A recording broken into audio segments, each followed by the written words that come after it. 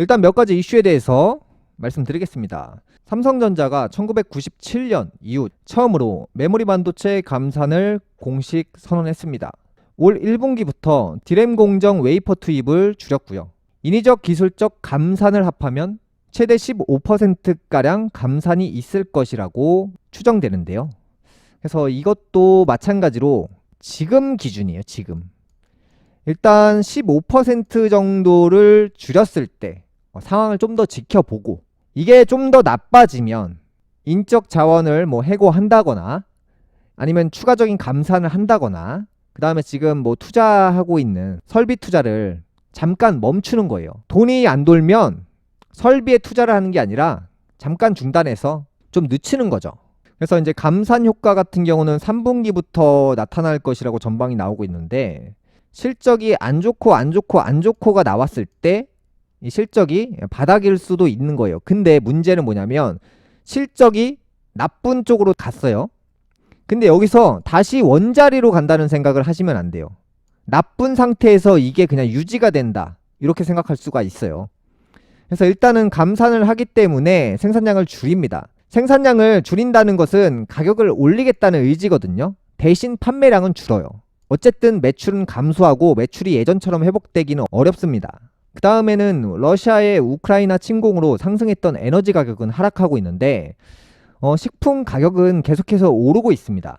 그래서 이제 본격적으로 이 식품 가격이 상승기를 탈 준비를 하고 있다는 거예요.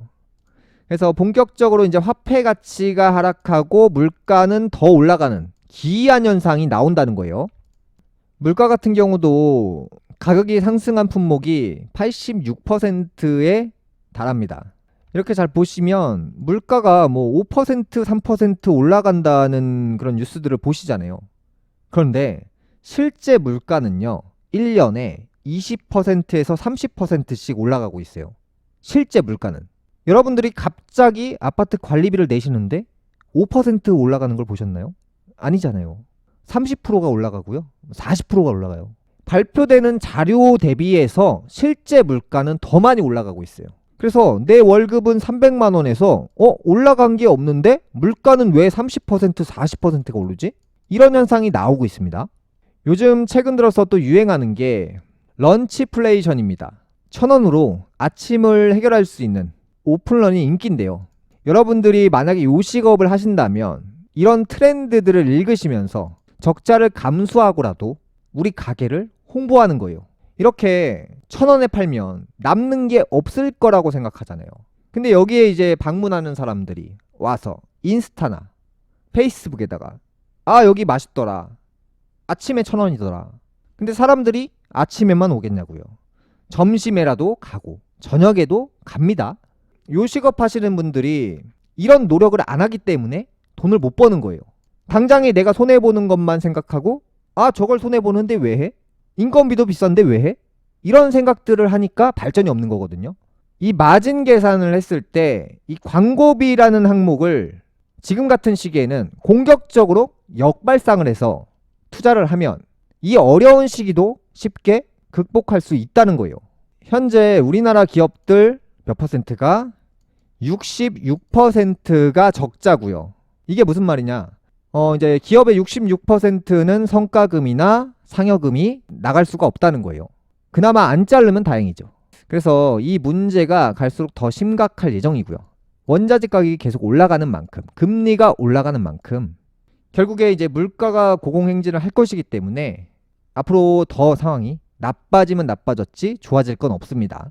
현재 부동산 PF 자금도 정말 큰 문제입니다. 증권사 35곳의 부동산 PF 연체율이 10%를 돌파하고 있는데요. 대출 잔액이 현재 129조 원으로 부동산 호황기 때 금융사들이 건설사들한테 돈을 거의 뿌렸습니다.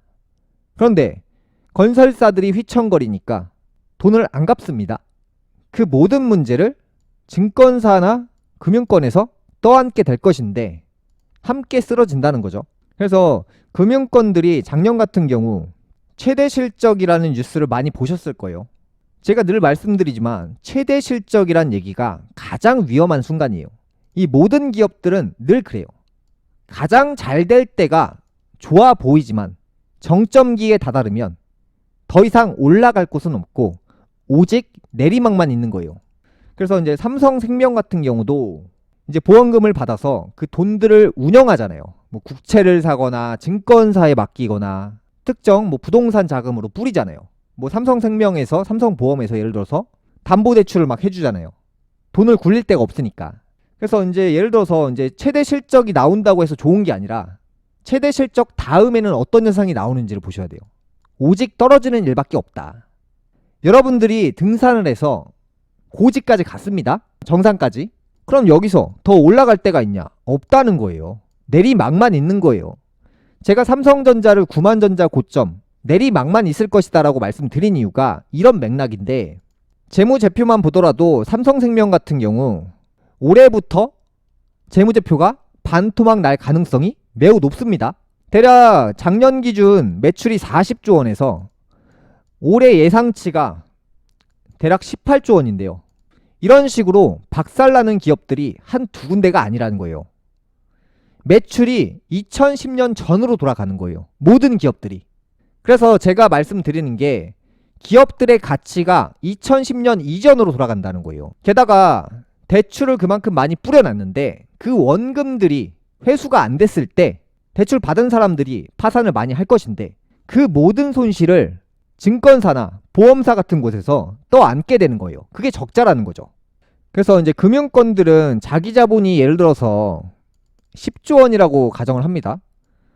그러면 얼마를 운영한다고 했죠? 10배 이상을 운영한다고 했잖아요. 10조 원 있는 회사가 100조 원 자금을 운영하다가 파산하는 사례가 많다.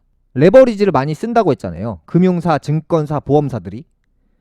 삼성생명만 보더라도 굉장히 우량권인데 자산 대비 대출을 12배를 끌어다 쓰고 있어요. 부채가 어마어마하게 많다는 거예요. 여러분들이 상식적으로 생각해보세요. 1억 있는 사람이 자산을 10억을 빌려가지고 운영한다고 생각해봐요.